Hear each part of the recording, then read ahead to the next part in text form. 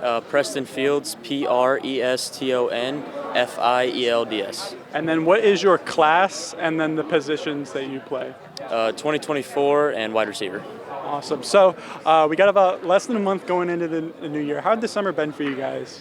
Summer's been really great. We've scrimmaged some good opponents, and we're just really ready to get after it and ready to start official practice here coming up in about a week or so. And you had mentioned that you had faced a lot of really good opponents. How had those opponents kind of prepped you guys going into the new year? We played a lot of bigger schools, and that's really going to help us with competition going in, and just see speed and strength that we're going to see come postseason and towards the end of the season.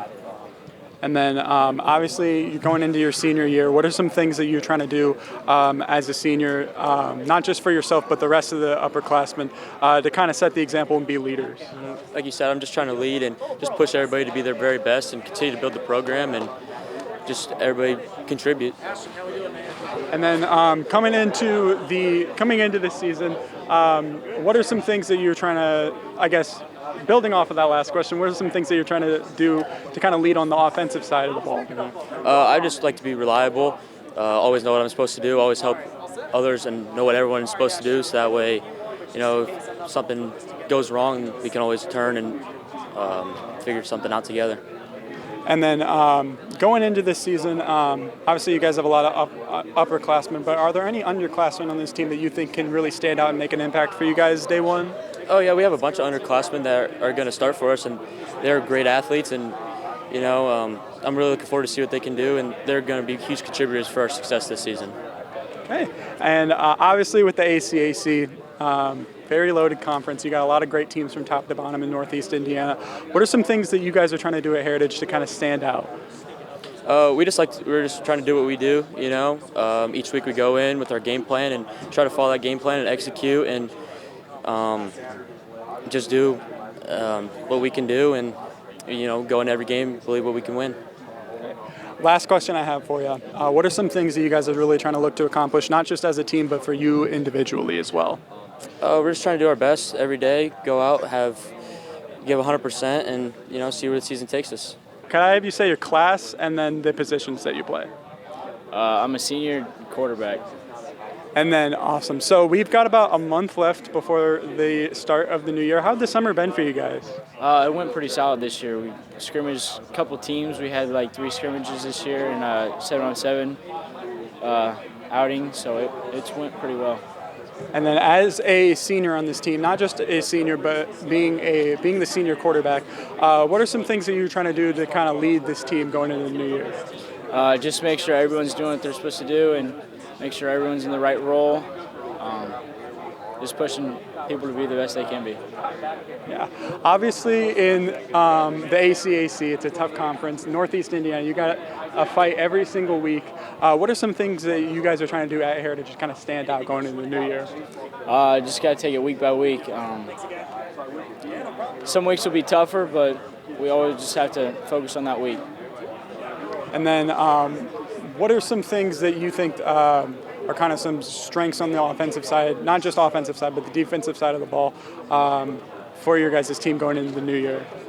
For the offense, if we can run the ball pretty well, then that opens up some more passing plays. So if our just offense keeps running good, then we should be pretty well. Last question I have for you. What are some things that you guys are trying to look to accomplish, not just as a team, but for you individually? Well, we'd like to win conference, but it'll be hard, and we have to take it week by week. And for me, just to do the best I can for my team and whatever role that is for me. KCCASEY, Kolkman, KOLKMAN. And then what is the year that you're going into as a coach?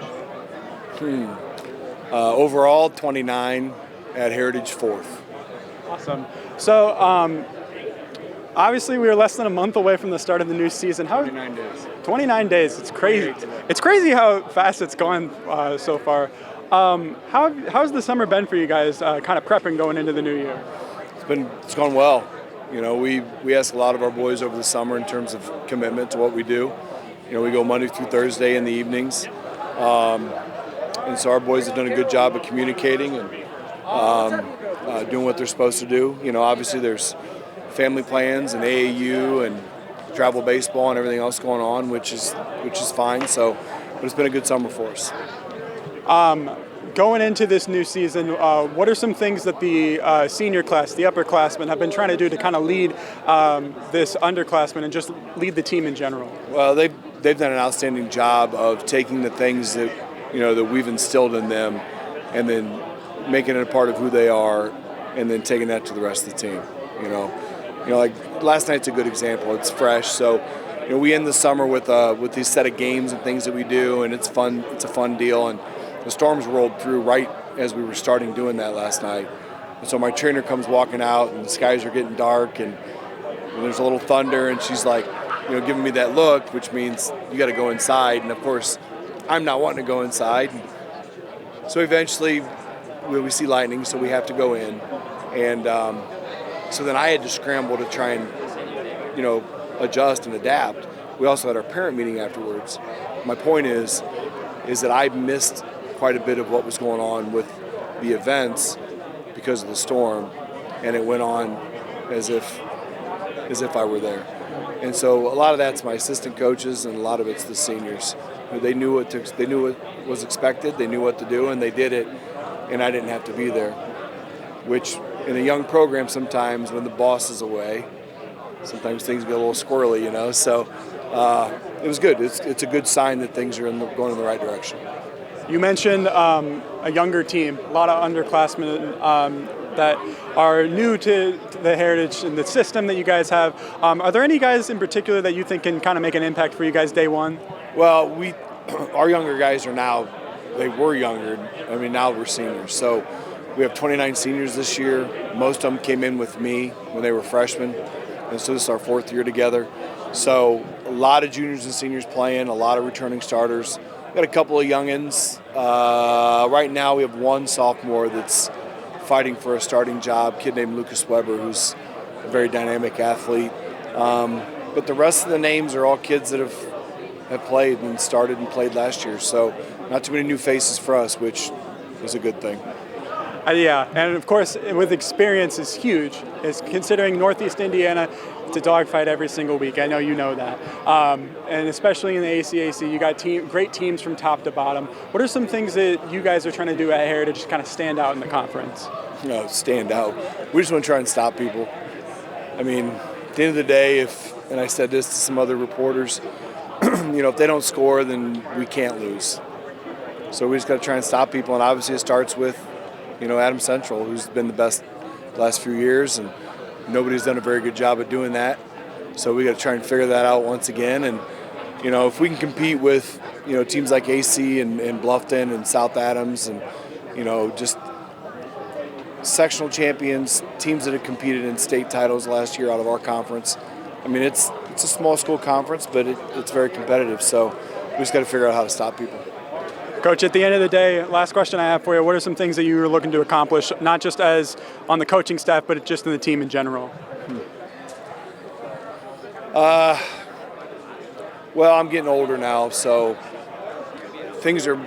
perspective's different, right? So, I'm with these young men to be successful. So if that means we win on Friday night, then awesome.